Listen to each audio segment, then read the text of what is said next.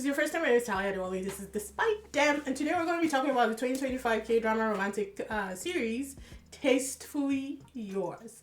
Be sure to hit that subscribe button, like the video, leave your comments if you watch this, let me know what you thought.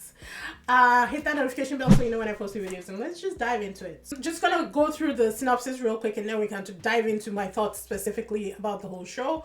Ha-neul, who's played by Ha-neul, is a perfectionist heir of a powerful food conglomerate. Sorry, that's a hard word to say in any circumstance. He's calculated, he's ambitious, and he has laser focus in attaining this legacy that he believes he wants, I guess, or desires. Now he is going up against his brother, who's kind of like the opposite of him, but also not.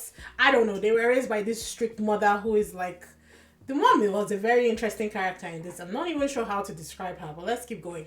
Mo Yoon-jo, who's played by Go Min-si, on the other hand, runs a very quiet one-table restaurant in Jeongju, where she cooks with her heart, intuition, and seasonal ingredients passed down from her mother. Her small eatery has no stars, no PR, but a loyal following and flavors that stir the soul. Their worlds collide when Bong-woo sets out to uncover the secrets behind her dishes, hoping it will give him the edge he needs. He was basically ripping off recipes from famous restaurants, stealing their recipes through either bribery or extortion. Anywho, so one of the reasons why I watched this was for Kang Ha-neul, to be honest.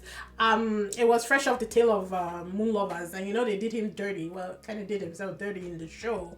In the grand scheme of things, I really liked the romance part of it, you know, before he flipped sides in that show, and I wanted to see him in a romantic setting. Now I know he's been in other stuff. I could not be bothered to go back and watch. So as soon as I saw this was, you know, available and on Netflix, I watched it. I was very glad to click on it. Their chemistry, I was like, interesting chemistry.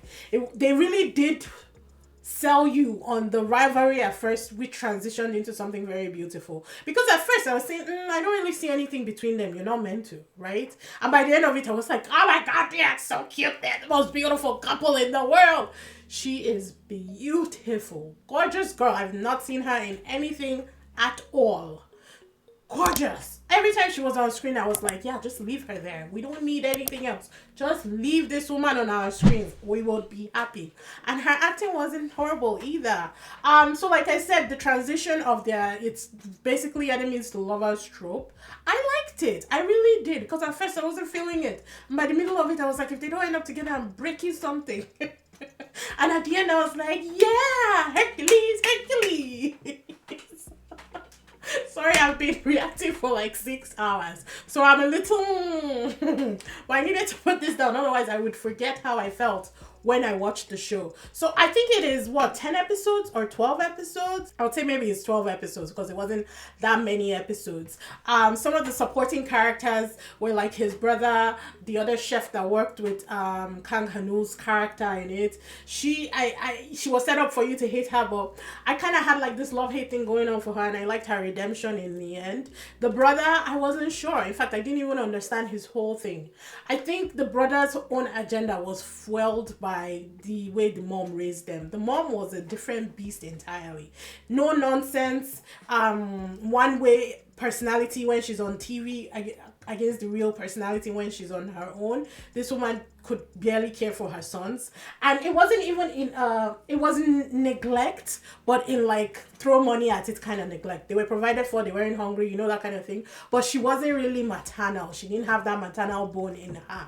She was busy making the cheddar, making sure that they attended all the right schools, you know, they got all the right grades, they had everything that they could ever want.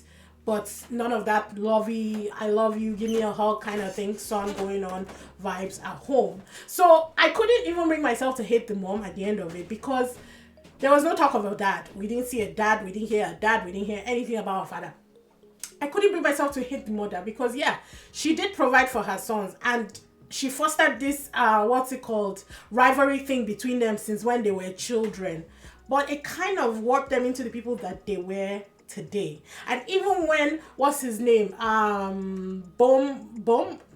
Bong-woo decided to step against the grain, there was like a final test and then she let him be. So yes, you could fault the mom for a lot of things that she was doing, but I think in the end, the men that she created, I mean, they were sneaky, slimy, but I think what's her name will help ease the tension between the families because now she's with Boom, right? Youngju. So I don't know. The mother was kind of like a love-hate scenario going on for me, to be honest. The brothers rivalry.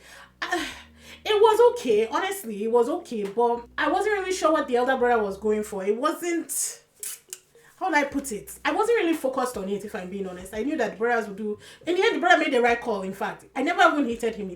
He didn't really matter enough for me to care too much about his character in this show. That's kind of harsh, but honestly, that's how I felt because he wasn't my focus throughout it. I was solely focused on Bongwoo and Yeonju. I was like, I need to understand what's going on here. There was a lot of things that were, tucked in the back. There were a lot of secrets, and I wanted to understand. There was I think it was one main episode where they left and they went to Japan. They could have done without it. I did not care. Did not even want to see it. That her ex-boyfriend that came out because he was a guest star could give a fuck. Did not care about it. So that whole Japan series, I liked seeing her backstory, but we did not need one whole ass episode in order to justify, that whole backstory. We didn't need it. When she took her gang, Bomb and the other woman and the other guy that was cooking with her back to her home, where she grew up, because she grew up in the temple. She was an orphan. She was left there when she took them.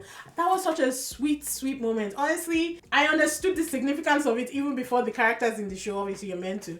But she was bringing them. She felt so comfortable with them. She felt comfortable enough with them to want to introduce them to her family. I thought that was really wonderful. Obviously, they go through their hardship because technically he was initially there to try to steal her recipes and take them back to his restaurant so that he can get the 3 stars. And then she teaches him that not everything is about money.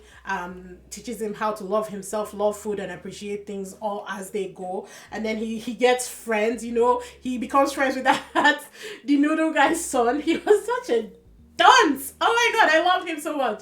It was that friendship and brotherhood that they fostered between them was one of my favorite things in the entire series. But the foursome who ran the restaurant, I thought it was beautiful. Also, the way that Bongwoo kind of fostered this entire friendship and brotherhood with the rest of the people, the merchants that were supplying the restaurant and the other people in the town. It was beautiful because they really showed you that, yeah, he could be a slime ball, Iqbal here, like he could be on this hand, but deep down he's actually a very good guy, soft-hearted, easy to make friends with. Like, there was a lot going for him than just being sneaky, slimy, stealing people's recipes.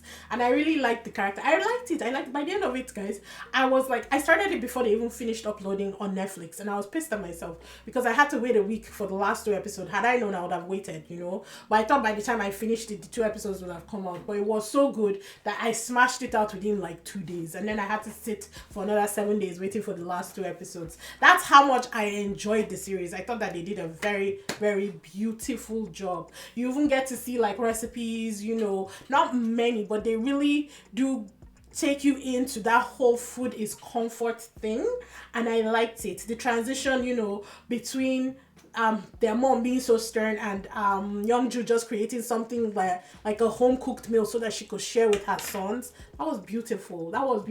I was almost crying, and it wasn't even that significant. But I think that what Youngju did in the end to win the mother's respect was what sealed the deal for them. And the mother probably looked at her as, yes, somebody who can take over the food industry, their own industry. And I feel like that was the turning point for the mom, because mom was going to shut that restaurant down. I'm not really explaining this to anybody who hasn't watched it. And honestly, I don't care. I'm basically just talking about how I felt when I watched the show. If you want to feel the same way, go and watch the show. I would definitely 100% recommend this show. I'm not even kidding. Like, if you haven't seen it, Netflix is waiting for you. And if you have other places that you watch shows, if you know, watch it. It was such a good show. It starts out really slow and you're on the verge of like, should I not? Just keep going. I think by the end of episode 1, you're kind of locked in enough where you want to watch episode 2. And by the end of episode 2, you're done. It's sunk. You are hooked for it. On a scale, I would give it, honestly, I would say a solid 8.9 out of 10. I think they did a very good job. I think the characters played off each other very nicely. And I enjoyed every piece of it. And Ha-neul was absolutely handsome in his whole, especially when he wore the white suit. I really liked it. And the end when he comes back and he's like, didn't you miss me? That was so cute. I liked it. The introduction to Gomin-chi, I think, is how you say it. Loved it. I think she is absolutely gorgeous, and I would gladly watch her in anything right now, to be honest. But loved it. Anyways, just wanted to give that review. I am sitting on a ton of reviews. I'm not sure if I would have posted them by now, but I've just been so distracted by the reactions, my reactions with Hamza, so a lot's been going on. But yeah, I hope you guys enjoyed the review. Be sure to do all the right things, and I'll see you in the next one. Toodles!